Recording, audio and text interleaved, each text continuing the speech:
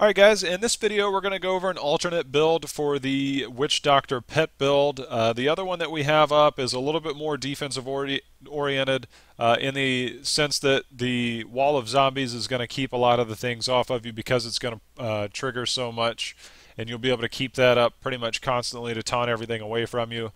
This one here will still be fairly defensive oriented, but it's going to also rely mostly on the fetishes and being able to get the most out of those, especially with fetish sycophants. The passive ability got changed a little bit to where it's no longer on cast, it's now on hit. And this is a good way to kind of maximize the amount of fetishes that you have with this build. And we'll go over that here in a second. We're going to run with the piranhas with the Pyranado rune. This is going to bring everything in, and it'll look a little bit like this. And we'll put this in action here in a minute once we go over the skills. But that's going to pull everything in. It's on a 16-second cooldown. But with Grave Injustice, we're going to be able to bring that around a little bit quicker. Our primary attack is going to be Plague of Toads with the Reign of Toads rune. This is going to do 182% weapon damage as poison to enemies in the area over 2 seconds. And the reason we're using this is because it's a channeling spell, and it's going to trigger our attacks quite a bit quicker than our other skills. The fetish is popping up there, but that's only because of the Gidbin that I have there.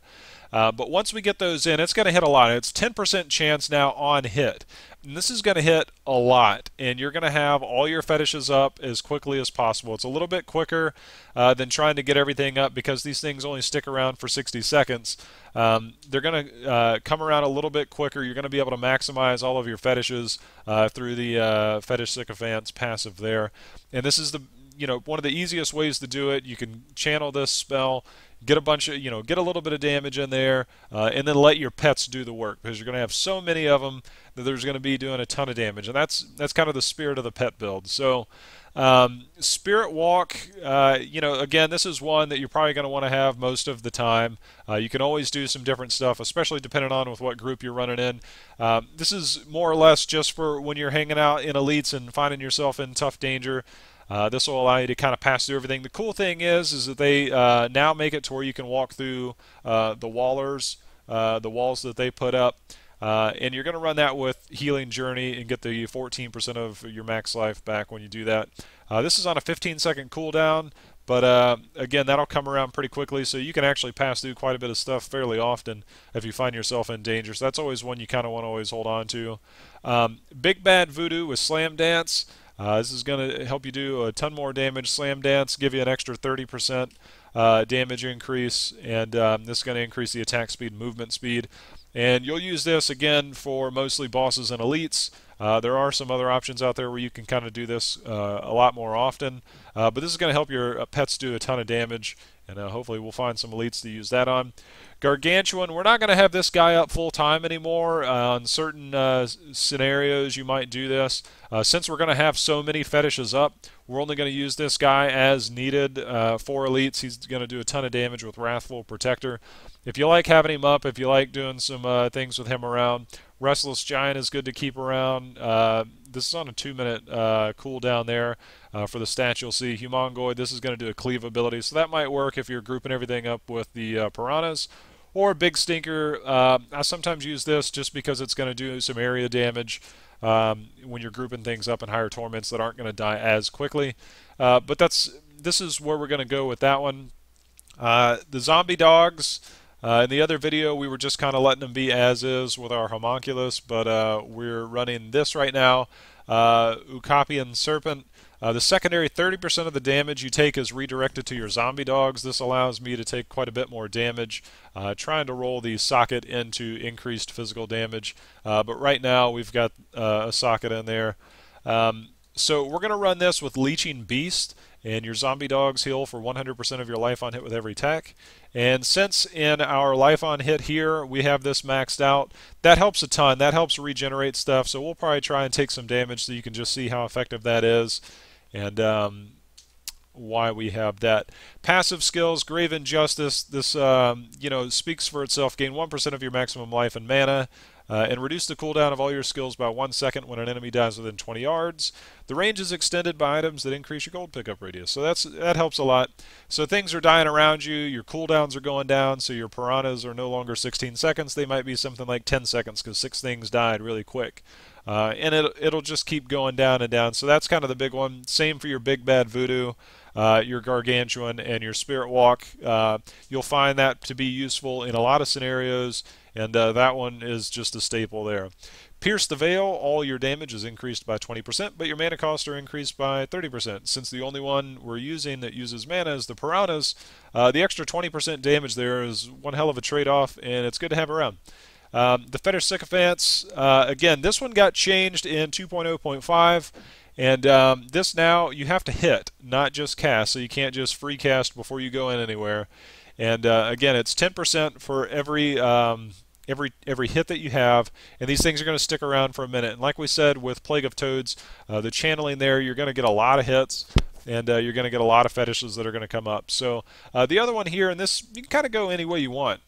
Tribal Rites, I just had this on here messing around. This will get your cooldown of, in this instance, we'll have Big Bad Voodoo and the Gargantuan coming around a little quicker. Zombie dogs aren't really going to die too much. Gruesome Feast is one, especially if you are running Thing of the Deep or any other items that'll pick up your, have the greater pickup radius. The health globes there will really help you do a lot more damage. If you're running high torment levels, you can run Jungle Fortitude. A lot of different things. Or Spirit Vessel. This kind of gives you, an extra life here. There's a lot of different things you can run with, and the Midnight Feast. I was running this in the other build. Kind of second guessing myself on that, having the extra zombie dog, but in this build we're going to have so many fetishes up, it's not going to matter. And the increased damage is nice, but for the sake of the video, we can pretty much go whichever way we want. And right now we're going to be on Tribal Rites. So that's the build. Let's put it in action. Your gear, the number one piece that you're going to want to look for is the Mask of Jerem. The secondary, pets deal 85% more damage, and this can be higher.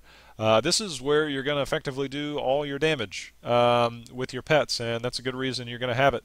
All your other gear, there's a lot of other pieces we could go over. There's some better videos out there that can explain the best in slots and why they're more viable.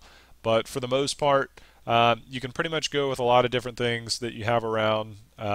This, I haven't found as much gear, as many set pieces, because I've been playing my Demon Hunter a lot. But we'll get this going, and let's put this thing in action and show you guys how this works. So I did a few here. Let's go in here. And the main thing is you're going to see a lot of the fetishes come up, and that's kind of the main thing that we're going to be looking at. And that's the reason. Just kind of keep an eye when we're casting Plague of Toads. We're going to group everything up, and you're going to get a lot of fetishes popping up really quick. Ignore the small ones that come up. Those are coming from the weapon that I have, and this will take just a second to start building our army up as we get everything going. So we've got more and more fetishes coming up. You can see the crits that they're doing. We'll go ahead and you'll see the piranhas here kind of grab everything, and now we're starting to get this going. It's a little bit slow start, but once you get going, it's part of the whole changes that they made with the Fetish Sycophants. So and there you see all the fetishes that are coming up, and that's the reason why you're running the Plague of Toads there, is because you're going to have so many of them, and you're going to max out the amount that you can have. And you don't quite need as much here. We'll go ahead and slam dance here. I'll Spirit Walk out of there real quick. Bring in our Gargantuan, and that guy's dead pretty quick. We're running on Torment 3. You can see how quickly these guys die. And let's avoid that explosion there. Oops. I'm still getting used to having this on my left click. I might have to change that, but I tend to find myself accidentally casting until I get this squared away. But we'll get this going. As you can see, there's all the pets running around. They're going to stay up a long, long time. So having 4 zombie dogs up, not as meaningful. Having the Gargantuan up, not as meaningful. Having the wall of zombies going, not quite as important as it was in our other videos. The one thing that does make it a little bit tough, if you've been playing the pet build, these small narrow areas do make it a little bit hard. You'll see these guys just fighting to get through. But we'll get this. And you don't have to stand this close. This is old habits trying to break those from running fire bats constantly. But you can pretty much stand at a pretty decent range. Let your pets go in there. And being on Torment 3, I'm just going to stand back and let them do the damage. I don't even have to do anything. There's enough up. We'll let them go in there. They're all fighting. Just continue to cast the piranhas there. And they just go in there and do damage. I don't have to attack near as much. When you have this many guys around. This guy will go down really quick. They're all fighting to get in there. Nobody's letting them in. So we'll do one more. Got some elites down here that want to play. We'll go ahead. We have Big Bad Voodoo back up between our passive and between our I guess both of our passives, getting the cooldown a little bit lower, and that's it. Those things are dead. We've got the increase there. Paragon level, hooray! Everybody loves that. So that's it, guys. Feel free to check out the other video. That'll be down in the description below. It's one way to kind of keep things at bay, kind of do a little bit higher torment farming. This can definitely work too. As you can see, we're on Torment 3. I'm not sure if I've been hit other than that initial build to get the army up. This is definitely a safe way of going. You'll see there piranhas, and you'll see it tick down. I can already cast it again, and cast it again, because so many things are dying so quickly, and cast it again. We just cast it about 4 times in about 6, 7, 8 seconds. So just a fun thing to play with, guys. We'll go through a little bit more here. We'll go ahead and finish off this bounty while we're here, and hopefully it'll bring us a little bit of good luck in the sense that I'll get the Royal Ring of Grandeur finally, but I've had absolutely zero luck farming that up by doing torments. And if you didn't know, that can only be farmed up from Act 1 bounties, and that will show up in the cache. I believe that's correct. And that's one you're going to want to look for. That's the one that helps decreases the amount of pieces that are there for your set bonuses. So we'll kill these guys. As soon as we get to a safe spot, we'll go over the Paragon points as well. We're just going to kind of waltz through these guys. Actually, we'll go ahead and pop this since we've got a goblin right here in the middle. Hopefully we didn't bite off more than we can chew. If we can get this guy rounded up. Got elites here and everything.